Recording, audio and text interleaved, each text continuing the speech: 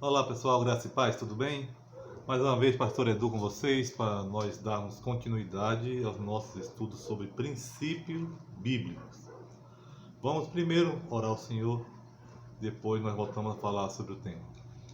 Pai, em nome de Jesus, mais uma vez estamos aqui na Tua presença, peço a Tua direção e Teu discernimento, Pai, que Tu cresças e eu diminua neste lugar, que nosso coração esteja aberto para que nós recebamos e aprendamos mais da Tua palavra. Seja conosco, meu Deus, dá-nos a compreensão da Tua revelação, em nome de Jesus eu te oro. Amém. Pois bem, queridos, vamos retornar ao nosso estudo. Estamos hoje no nosso penúltimo tema. Próxima semana nós falaremos do nosso último, encerraremos essa série de oito bate-papos. Mas hoje nós vamos falar sobre um tema muito interessante. Mas antes disso, vamos mais uma vez, como sempre fazemos, fazer retrospectiva. Já falamos sobre caráter, mordomia, semear e colher, autogoverno, soberania, individualidade e hoje falaremos sobre união, aliança e pacto. Mas, como nós sempre fazemos, nossa recapitulação. O que são princípios? Princípio vem da palavra axé, que significa princípio de tudo. É uma busca que os gregos sempre tiveram desde sempre, desde o início da história moderna, os romanos, enfim. Desde que nós nos conhecemos na época de Jesus, esse axé ele já era muito procurado, tanto é que Jesus usou lá em Apocalipse 1, versículo 8, se não estou enganado, fala: eu sou o princípio e o fim, o alfa e o ômega. Ele estava dizendo para os seus discípulos: parem de ficar procurando em outros locais aquilo que vocês já sabem a resposta. Eu sou o axé, eu sou o princípio e o fim. E princípios bíblicos são aqueles princípios, são os ensinamentos básicos onde todas as coisas que existem estão fundamentadas. E nós aqui sempre dizemos que tudo que existe é regido por um princípio. Pois bem, vamos falar sobre união, pacto e aliança. É um tema muito interessante, é um tema muito discutido em cursos de teologia e vamos fazer essa abordagem hoje de uma forma mais dinâmica possível, para não prolongar muito a nossa conversa. Primeiro pacto, união e aliança que houve foi entre Deus e a humanidade, mas também podem existir pactos, alianças entre dois indivíduos, entre pessoas. E aqui é importante nós entendermos que para que seja feito um pacto, é necessário que exista pelo menos duas pessoas, não necessariamente com o mesmo nível de poder. Normalmente quem faz um pacto, alguém tem mais poder, mais autoridade do que o outro. Pode existir uma situação que ambos tenham o mesmo nível de poder, mas nenhum pacto, aliança, nenhuma união pode ser feita você sozinho. É sempre necessário ter pelo menos mais uma pessoa. E esse princípio ele é interessante porque ele vai reforçar mais uma vez a necessidade de ter alguém conosco. Não tem problema, nós temos que entender que sozinho nós não somos capazes de fazer nada. Os princípios que Deus ele prepara para nós, que ele disponibiliza para nós, os princípios bíblicos, todos eles requer a presença de uma outra pessoa. Nós não vivemos para nós mesmos, nós vivemos para o outro, para o próximo. Esse princípio é interessante, porque ele fala da união, do pacto, da aliança. É necessário ter mais de uma pessoa, independente do seu grau de instrução, de poder, de riqueza, de influência. Sempre haverá um pacto a ser feito. Ok? O primeiro pacto, como nós falamos, foi entre Deus e o ser humano. E qual foi o pacto que Deus fez com Adão? Falou: olha, se vocês me obedecerem, vocês viverão. Se vocês pecarem, vocês morrerão. Simples assim. Mas aí talvez você se pergunte: mas pastor, mas Adão e Eva pecaram. Se o pacto que Deus fez foi: se vocês pecarem, vocês irão morrer, e eles não morreram, quer dizer que Deus mentiu? Não, em teologia nós usamos um termo de a ira de Deus mitigada. Então Deus ele mitigou a sua ira, ou seja, ele ao invés de aplicar a sua ira de uma forma direta e total sobre aquele casal que pecou, ele dividiu a sua ira em etapas para que fosse satisfeita a dívida que foi criada, que surgiu com o pecado de Adão e Eva. Então, o castigo que seria de morte sobre aquele casal foi dividido. Adão teve que trabalhar de modo que do suor do seu rosto ele produzisse o sustento para si e para a sua família. A Eva foi dado a questão da submissão ao marido, que falaremos isso daqui a pouco, mas também ela teria que sofrer dores de parto. A terra, que ela era bendita, ela tornou-se amaldiçoada. Naquela época, tudo que se plantava dava. O terreno, o solo era fértil, era tudo maravilhoso. E passou a existir cardos e abrolhos, espinhos. O solo acabou sendo prejudicado para que o castigo sobre Adão fizesse efeito. Porque Adão teria que trabalhar de tal forma que do seu suor ele comesse, ele tirasse o sustento do seu próprio rosto. Se a terra continuasse do jeito que estava, não haveria nenhum trabalho para Adão. Era necessário que a terra ela fosse amaldiçoada, que ela fosse castigada, para que o castigo sobre Adão viesse a ser concretizado. A serpente ela também foi amaldiçoada entre todos os animais. Então Deus fez com que a ira que seria destinada originalmente ao casal, Deus ele mitigou, Deus ele dividiu, ele distribuiu a sua fúria para que ela fosse compensada da forma que ele achou mais interessante. Então, a primeira união, pacto, aliança que houve entre Deus e os homens foi esse. E depois que a gente chama de proto-evangelho, no momento que Deus estava julgando aqueles partícipes ali da situação, Adão, Eva e a serpente, ele decretou para a serpente que o filho da mulher nasceria, pisaria a cabeça do animal, da serpente. Uma forma simbólica de dizer que Jesus ele viria da mulher e derrotaria todo o mal. É o proto-evangelho, o primeiro evangelho. Então, o início do evangelho, aquilo que nós conhecemos no Novo Testamento, ele já foi anunciado desde o Éden, no capítulo 3 do livro de Gênesis.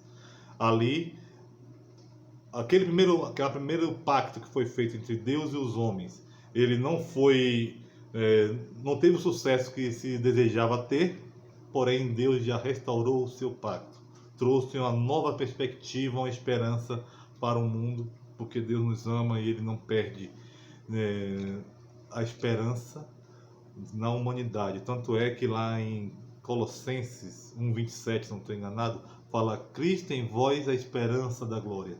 Nós somos em Cristo a esperança da glória de Deus. Ele não nos abandonou. O pacto que não foi cumprido a princípio com Adão e Eva, Deus refez, porque ele sabia que através de Cristo nós seremos capazes de refletir a glória de Deus aqui na terra. Aqui tem outra coisa muito interessante que eu gosto de falar sobre essa união, pacto e aliança, é sobre missão e submissão. As pessoas eles costumam dizer que a submissão é uma questão de inferioridade, é uma questão de vergonha, é uma humilhação para a pessoa, mas não é esse o pensamento original de Deus quando deu à mulher o papel de submissa. Ao homem, ele deu uma missão, à mulher, ele deu um papel de submissão. O que é submeter-se? Esse radical significa abaixo. Então, submissão, debaixo de uma missão. Essa missão foi dada ao homem e à mulher cabe o papel dela ajudar o seu marido a cumprir uma missão que Deus determinou para aquele casal.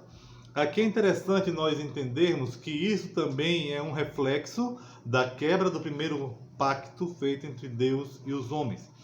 Se você pegar todo o capítulo de 1 a 3 de Gênesis, fizer uma análise mais apurada, você vai perceber que quando Deus falou Nós vimos isso na aula passada, sobre, também disse Deus, façamos o homem à nossa imagem, conforme a nossa semelhança, e tenha ele domínio sobre tudo na terra. Só teve um item que Deus não incluiu ali, que é o próprio indivíduo, a própria pessoa. Então o ser humano tem poder sobre todas as coisas, mas não tem poder sobre o outro indivíduo, porque nós somos indivíduos. Nós vimos isso na aula passada. Nossa característica pessoal imutável, nós somos indivíduos e Deus não deu o poder ao ser humano de dominar outra pessoa. Deus falou para Adão para ele nomear todas as coisas. Foi Adão que colocou o nome nos animais, nas plantas, tudo que existe, veio de Adão o nome. Ou seja, nós aprendemos que aquilo que você nomeia, você é Senhor. Você tem autoridade sobre tudo aquilo que você coloca o nome. Por isso que quando nossos filhos nascem, nós colocamos o nome nos nossos filhos, porque nós temos autoridade sobre eles. Mas perceba que em nenhum momento, até o pecado, Deus deu autoridade a Adão para colocar um nome na sua esposa. A princípio, ela era chamada de varoa, que foi o nome que Deus determinou para ela. Mas depois do pecado, depois daquele julgamento que nós já falamos um pouco acima, aqui sobre essa questão da submissão da mulher, sobre a questão do pacto quebrado entre Adão e Deus, logo após aquele momento de Gênesis 3, Deus falou para Adão, coloque nome na sua esposa. E ele colocou, o seu nome será Eva, mãe de todas as nações, mãe de uma multidão. A partir daquele momento, Eva, que ela era igual na missão do seu marido Adão, ela tornou-se submissa. Ela era semelhante no que diz respeito ao seu papel na missão. Ela passou a ter, a missão da mulher passou a ser ajudar o marido a cuidar, a realizar a missão que Deus deu para ele. Então isso foi uma consequência. Antes ambos tinham uma missão. Após o pecado, a mulher tornou-se submissa, ou seja, a missão dela não é mais dela apenas. A missão dela é ajudar o marido a cumprir a missão dele. Esse é o sentido bíblico de submissão. Não é uma vergonha, não é uma humilhação. É um papel importante. Eu costumo até dizer que a mulher, se o homem ele é o cabeça de uma família, a mulher ela é o pescoço. Não que ela seja carne de pescoço, longe disso.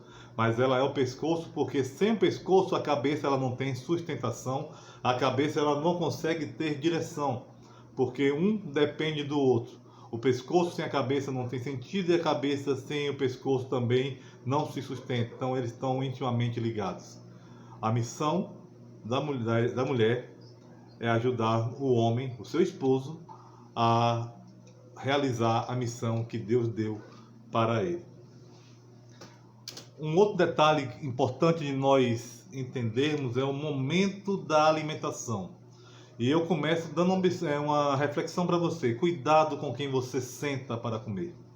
Cuidado com quem você senta para se alimentar, porque a maioria absoluta de todos os pactos, de todas as alianças que existem nessa terra, são feitas no momento da alimentação. No mundo espiritual, a alimentação é um momento que sela pactos. Então, cuidado com quem você senta para comer, porque você pode, naquele momento, estar selando uma aliança com alguém que você não deveria fazer essa união, e você pode estar trazendo para si e para a sua família maldições por deixar a pessoa te levar na conversa, você ser enganado, ludibriado, você fazer pactos e alianças que desagradem ao Senhor, quebrem princípios de Deus e que venha trazer consequências danosas para você. Então, o que parece muito sem malícia, muito assim, problema algum, é algo muito importante. A maioria absoluta dos pactos, das alianças, são feitas no momento da alimentação. Cuidado com quem você senta para comer. O que você conversa na mesa, o que você faz acordo entre vocês. Cuidado, pode ser um momento de pegadinha, um momento que você venha a ser ludibriado e levado a fazer algo que desagrade ao Senhor. E por fim, nessa questão de união, pacto e aliança, nós temos que entender que todo pacto, que todo relacionamento, ele tem que existir no objetivo de serem parceiros e não adversários. Quando você for fazer algum pacto, alguma união, alguma aliança, não vá no intuito de ser adversário da outra pessoa. Vá para ser parceiro, vá para ser colega, vá para ser alguém que vá ajudar. Vá ser bênção. Se você quer ser abençoado, você abençoe. Se você quer ser próspero, você ajude o outro a prosperar. Não queira para o outro aquilo que você não queira para si mesmo. É melhor você ser feliz do que você ter razão.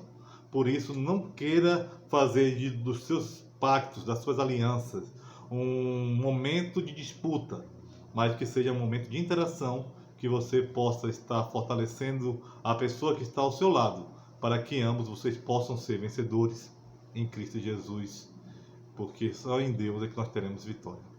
Agradeço a você mais uma vez, peço que Deus abençoe a você e sua família, onde quer que você esteja, para onde você andar, e na próxima semana nós estaremos aqui encerrando a nossa série de estudos, falando sobre o nosso último tema, que eu acredito que é o tema que fecha, que abarca todos esses 7 que nós já falamos até aqui. Que Deus abençoe a vocês, em nome de Jesus. Amém.